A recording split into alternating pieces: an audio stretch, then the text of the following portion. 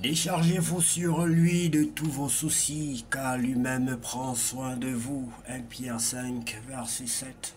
Déchargez-vous sur lui de tous vos soucis, car lui-même prend soin de vous. 1 Pierre chapitre 5, verset 7. Bonjour bien-aimés, c'est l'heure de la prière et de la repentance. Seigneur, en ce moment de pause, nous venons chercher ta paix et renouveler nos forces en toi. Père Céleste, merci pour ton amour et ta fidélité qui nous accompagne depuis ce matin. Alors que cette journée avance, remplit nos cœurs de patience, de sagesse et de paix. Donne-nous la force de poursuivre avec foi et confiance en toi. Guide nos pensées, éclaire nos décisions et aide-nous à être des témoins de ton amour dans tout ce que nous faisons. Ta parole nous rappelle. Déchargez-vous sur lui de tous vos soucis, car lui-même prend soin de vous. 1 Pierre chapitre 5, verset 7. Toujours très nombreux bien-aimés à revenir dans la bergerie du Seigneur. Nous sommes heureux de vous accueillir dans la maison du Seigneur. Que Dieu vous bénisse abondamment, bien-aimés. Oui, si vous avez compris que le danger, c'est à l'extérieur de la bergerie, vous faites bien de revenir dans votre lieu de protection, votre lieu secret, votre lieu de gloire, votre lieu je veux dire, de levation. Que le Seigneur vous bénisse abondamment, bien-aimés. Alors, si vous voulez entrer réellement dans le royaume des cieux, vous devez commencer par quelque part, bien-aimés. Vous devez croire, mais vous devez aussi confesser le Seigneur Jésus-Christ comme celui-là qui est mort et qui est ressuscité, parce qu'il est écrit dans le livre de Romains, chapitre 10, verset 9, que si tu crois dans ton cœur, si tu confesses de ta bouche le Seigneur Jésus-Christ, tu seras sauvé. Alors, si vous ne savez pas prier, je vais vous faire une proposition de prière. Vous allez répéter après moi, bien-aimé. Vous allez répéter cette prière après moi. Vous allez dire, Seigneur Jésus-Christ, je reconnais que je suis un pécheur. Je reconnais que je suis un pécheur. Je te donne ma vie. Je te donne ma vie. Prends le plein contrôle de ma vie. Prends le plein contrôle de ma vie. Je reconnais que tu es le Saint de Dieu. Je reconnais que tu as souffert pour moi. Je reconnais que tu as souffert, tu as été meurtri et lié. Tu as été flagellé, méprisé, crucifié à cause de ma faute, Seigneur. Entre toi et moi, c'est moi le bandit. Entre toi et moi, c'est moi le menteur. Entre toi et moi, c'est moi l'impudique. Entre toi et moi, c'est moi le méchant qui doit être arrêté. Je suis, Seigneur Jésus, ce brigand à la croix qui reconnaît que c'est moi le brigand et que tu es l'innocent, afin que tu dises que ce soir, que tu seras avec moi le jour du jugement, que tu me pardonneras parce que j'aurai compris que c'est moi le pécheur et c'est moi qui mérite la croix. Mais tu t'es donné pour moi, Seigneur. Je te remercie. Je t'invite dans ma vie désormais comme mon roi, mon Seigneur, mon sauveur personnel. Prends le plein contrôle de ma vie. Remplis-moi de ton Esprit Saint. C'est au nom de Jésus-Christ, Père Saint, que j'ai ainsi prié. Amen. Père éternel, Seigneur Jésus-Christ, je te prie que ces paroles, que ces prières, que tu ouvres des portes à la chaîne, que les gens puissent écouter afin de se convertir davantage, afin que la gloire te revienne, Seigneur Jésus-Christ, que notre prédication soit extériorisée. C'est toi qui peux nous aider dans l'organisation. C'est toi qui peux nous aider à publier ces vidéos, à amplifier ces vidéos. C'est toi qui peux bénir notre travail, notre ministère, notre prédication. Béni sois-tu, Père Saint, au nom de Jésus-Christ de Nazareth, car toi seul revienne la gloire, la puissance et l'honneur pour tous les siècles. Amen. Nous allons donc, sans plus tarder, bien-aimés, lire la parole de Dieu dans le livre de Romains chapitre 15. Suivre l'exemple du Christ.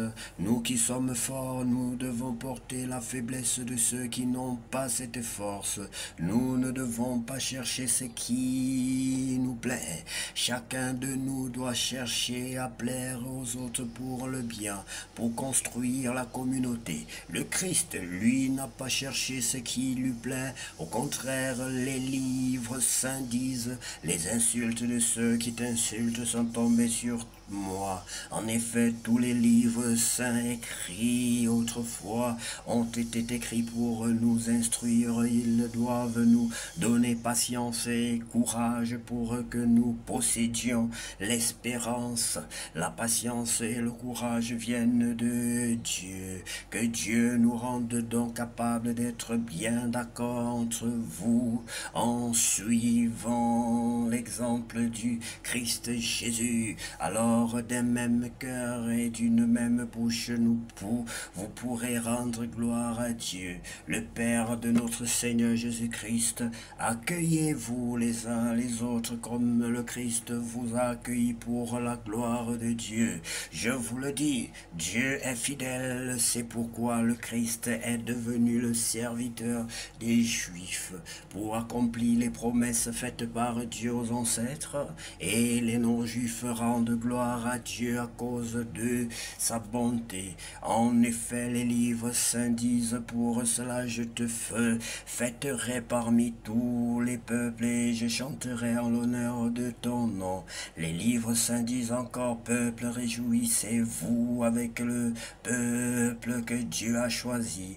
Pays du monde entier, chantez la louange du Seigneur. Tous les peuples, chantez la grandeur de Dieu. Ésaïe dit aussi: un homme de la famille de Jessé va venir, il se lèvera pour gouverner les autres peuples, et ces peuples mettront leur espoir en lui. Que Dieu, qui donne l'espérance, vous remplisse de paix et de joie à cause de votre foi. Alors vous serez plein d'espérance par la puissance de l'Esprit Saint.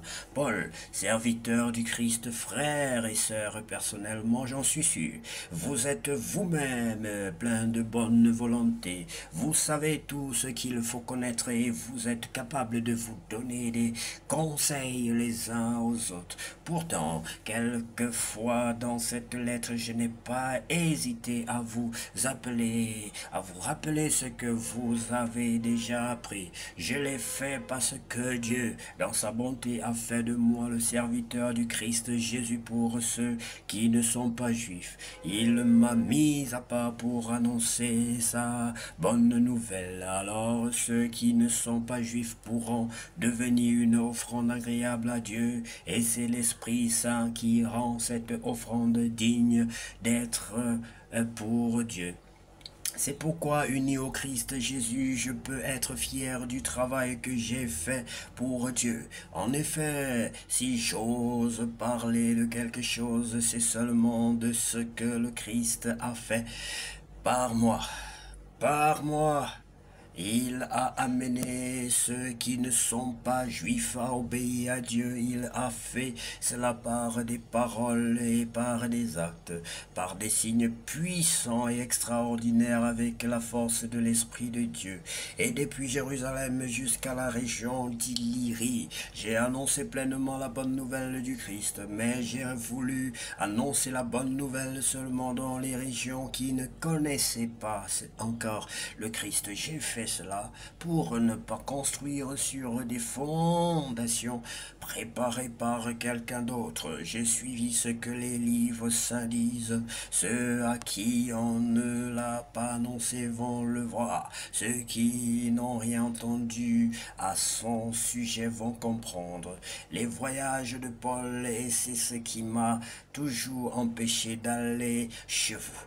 Mais maintenant j'ai terminé mon travail dans ces régions, comme j'ai très envie d'aller chez vous depuis plusieurs années. Je le ferai quand j'irai en Espagne. Oui, j'espère vous voir en allant là-bas et je compte sur votre aide pour y aller. En tout cas, je resterai avec vous pendant quelque temps. Mais maintenant, je vais à Jérusalem pour rendre service aux membres du peuple de Dieu qui sont dans cette ville.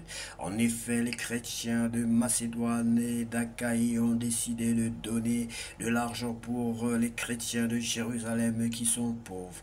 Ils ont décidé de les aider, mais en réalité c'est une dette qu'ils avaient envers eux.